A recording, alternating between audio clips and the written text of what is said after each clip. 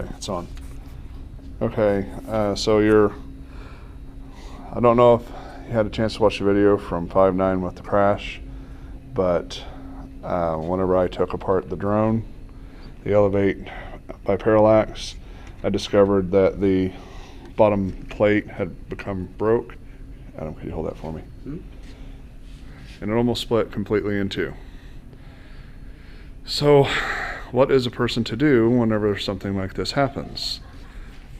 Well, I got with Adam Nail, student at the CAD, CNC, and Sim Lab, and I was able to take the top plate and salvage it enough to where he could get some measurements.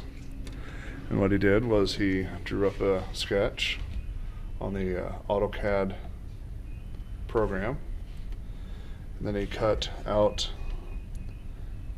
the molds from this plastic. What is that called, Adam? It's acrylic.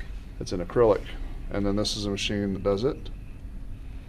And then the end result is a disc that look like this. Now they are a little bit smaller than the original, but they do serve the purposes of being able to mount the booms to the Elevate onto, so it can have some hopes of flying again. This extra piece that was added is to mount a GoPro Hero 3 camera that can give it a point of view reference from that of the Elevate. Now that was not the only thing that was damaged whenever it crashed on 5.9. It also broke some of the motor mounts, and those are here.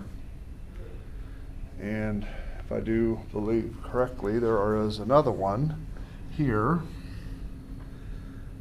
but that one was, the other ones that were damaged were replaced. Now if you only have a few of the motor mount assemblies and you don't have a limited time to get those, what is one to do? You want to show me the, okay. Well, we take the old broken ones and reverse engineer them and 3D print them. A machine like one of these two. And this is our new one that we've just finished assembling, and it's its first print run ever. It seems to be doing really well. But this is the old one. Cut dings and scratches, and that's what we do most of our prototyping on. Put computers and all kinds of good stuff on it, so it's totally mobile. But we reverse engineer the parts like this to a near copy. Here's our original, and here's our 3D printed one. You can hardly tell the difference unless you really look at them. And they should work just perfectly.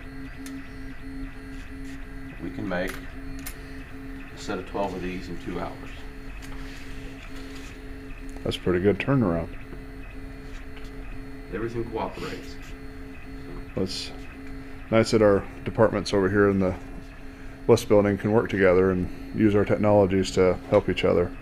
So what would the electronics lab be able to help you with if you were ever to have a problem with the machine? Could they take it apart and try to find the bad component and replace it? Definitely. We have circuit boards here that are very complex. If you see one here with a rat's nest of wires coming out of it that I have had to rewire twice because everything is so tight and there's so heavy gauge wire in it. Some's tiny, some's super heavy, and all the clips aren't very good on it. So it'd be a lot easier if we burn out a component rather than me troubleshooting it and send it over to the electronics lab,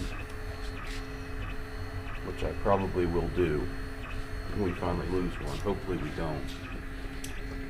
Okay, well, Adam Nail, I want to thank you for your time, and you have a wonderful day, sir.